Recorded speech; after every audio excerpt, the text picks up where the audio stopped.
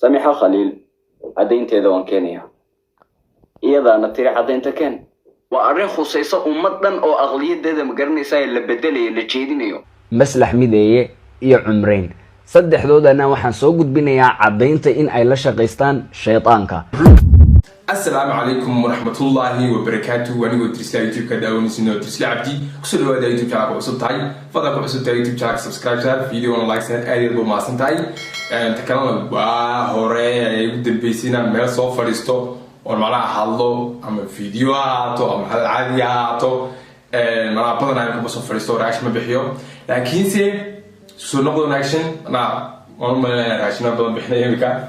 aadna waxaan mahayn arta fiidiyooyin ku horeysiyo sababtoo ah wiilkan wuxuu rabay waxa ahayd inaan ka soo hadalno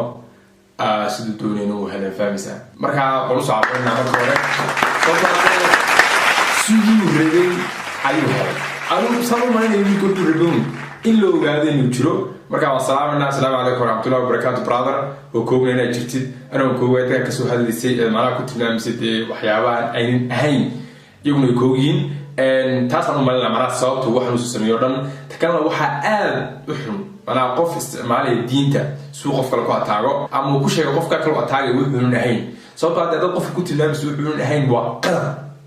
qof ku tilmaamay wuxuun ahayn waa qalad fahamsa oo malaa waxa uu xun ay sameyn kartid hal malaa qof ku tilmaamay wuxuun ahayn oo malaa dadka aaminsiiso wali wax soo daliisatid kullu soo tilmaamay Soomaali baan nahay diinteena aad baan u haysanaa waxa jisanaa fahantii marka hadda aragno sheekh wax sheegay ama qof isku day inuu xadiiso ama qof isku day inuu quraanka daliilsado boqolkiiba boqol waxa uu malayn qofkaasi inuu saxsan yahay sababtoo ah waxa arkaysaa inuu wax daliilsanayo ama uu hadlaystay xadiis ahaan oo qof ku yiraahdo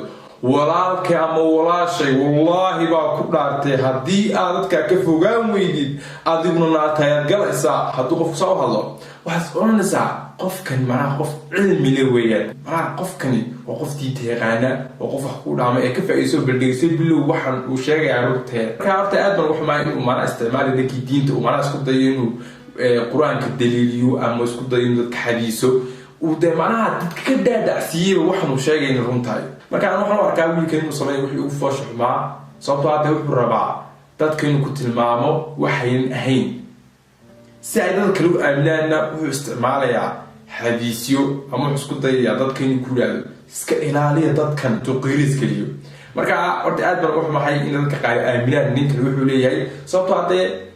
dadka qaar wax walba iska aaminaan social media waxa ka saada lagu leeyahay dadka qaar qofkan wuxuu yahay bas iska aaminayaan ma dawra abdul qofkan wuxuu yahay qofkan waxa uu sameeyay dawra qofkan waxa uu sameeyay waxa jira dad iska raaca oo dadka waxa yiraahdaan raacaan كون ضد كيو ولا جسوا ما يدكي دين تنا يقولوا قفت المؤسسات إسكا أميناني وكمان تذكر كسو قرا والله منكم ولتشن بحال منكم وحنوصل هاي قتلوا باي قرب لتشن ناوي من لتشن كيم كان أنا ورد لتشن يقول تبان بس أنتوا هذا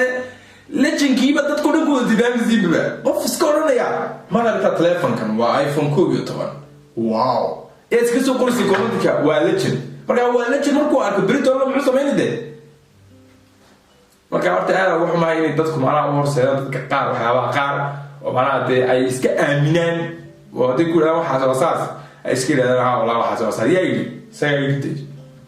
oo ma qubta may sayid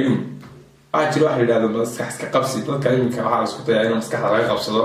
oo macnaha waxa isku dayay inuu meelaha qaar laga soo maro si wax walba loo aaminsiyo marka wiilkani sida ay isticmaalaya wuxuu sameeyay fiidiyoyaal aan ku helin babada taxta kameel fiidiyoyaasha مرا صار وريد كل شيء هو ربع كلياته إن الأوجادو إن وشيرو ومعنى اللي كاسي وأنا أقول تقارن تيك توك وشيله أنت أصور فهمت صوتك قاري وحول بوحول سمعنا ما قاعد يشان ذكر قال حركة زين جريني ببا أما أدين سلهم بيقول قاعد تاجريني أو سكات تاجريني صوتك قاعد تاجريني قرر وكلا ما هو ما يقولون ما بقول ربع أنا سكتوا ما يقولون وعي سبب أميزنو يا السلام عليكم codsi ayaan wataa marka koobaad waa inaad halkan iigu yeedhaan Samiixa Khaliil Maslax Mideeye iyo Cumreyn saddexdoodana waxaan soo gudbinayaa cadaynta in ay la shaqeystaan shaytaanka laakiinse waa marka ay commentiga ku soo qoraan keen cadaynta maalinka in la barto inuu ruux kaaga sheega sababta kulay in la barto ruux ku sheega wuxuu kulay dadku ka hadlay wax qadar ku tilmaamay commentiga ay soo gaaraan comment ay soo qoraan macna wax هاي سقران ها بليشك ساتر كوا أساس dadkiibuu rabaa inuu qasab isku baro commentiga soo gal markaasaan madaxa jawaabaya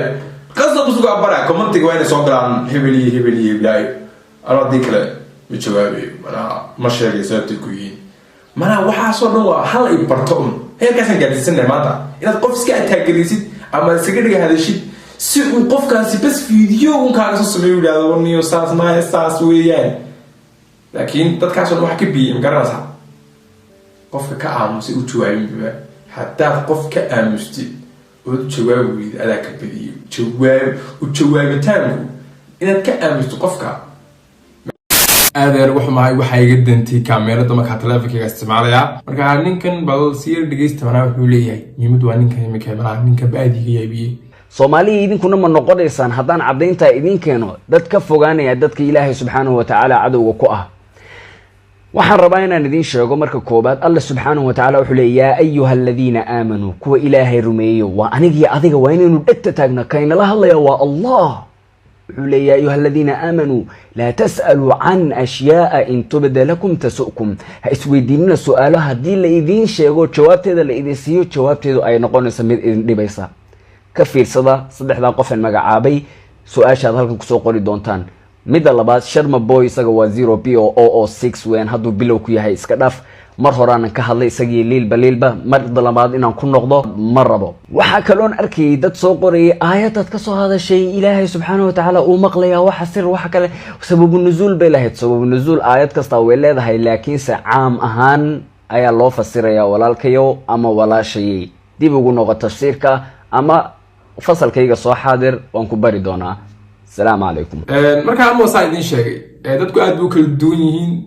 dadka qaar wax isku dayayaan inay mana wax ku sheegaan dadka qaar wax isku dayayaan iyo wax ku sheegay haddana inay ku bireeyaan dadka qaar wax isku dayayaan iyo wax ku sheegay inay ku caayaan marka dadku aad buu kala duwan yihiin fahamsaa waayahan ama sanadkan lagu jirana wax walba filo manaha waxaad filataa macal dadka asxaabtaada ay ka soo horjeedsan karaan waxyaabo badan iska filo manaha wax walba way dhacaan fahamsaa sababta iska bila aadan baanahay marka aanu wiilkan jawaabtaan siina waxa weeyaan walaalow haddii aad rabtid in aad aflagaadaysid waxaad isku daydaa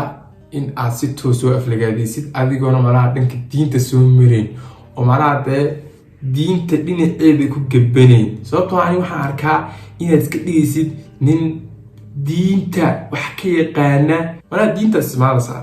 haddaad diinta isticmaalaysidna waxaa qurux badan sida saxda inaad isticmaashid laakiin waxaa aada u foolxun in aad dadku tilmaantid waxaynan ahayn oo manaha dee waxaynan ahayn aad ka dhigtid ta kalena waxaa aada usii foolxun in aad manaha isku daydin dhanka diinta isticmaashidoo diinta dadka ku ataagaraysid diinta waa nasteexo haddaad qof wuxuu sheegaysid si qurux badan ugu sheeg laakiin qof aadan weligaa arkin daska taadan ka waran magacaaga xagga dabaa kaga timiday markaa shaydaanka la shaqeytaa shayaadiinta la shaqeysaa adoo shaal cad oo xidhan tahay markaa shayaadiinta la shaqeysaa timaha aad buu gaagaaban yihiin dhulka yaalaan markaa shayaadiinta la shaqeysaa wada cas tahay shayaadiinta la shaqeysaa timahaagu manaha dhinacna u gaabiyin dhinacna way dheeriyin shayaadiinta la shaqeysaa hodan baa lagu dhadaa shayaadiinta la shaqeysaa asmaa lagu dhadaa haddaad has ka tiraad manaha wixii maalayacni bay noqonaysaa fahamsaa dadkuna ku aamini maayaan laakiin waxaan dadka ku odhan lahaa dadka iska aamina sababtoo hadda imika waxaan arkay 17,000 oo qofka TikTok-tiisa like saaray taa macnaheedu waxay tahay ama way aamineen ama way ku raacsan yihiin wixii sababtoo hadda waxaan doonayn like saari maayo waxaan doonayo ma like saari marka 17,000 ee like saari talow iyaguna maxay islahaayeen manaha may ku raacsanaayeen oo manaha waxay aamineen dadka inay shayaadiinta la shaqeeyaan mise manaha maxaa ka khaldan talow garan maayo taasna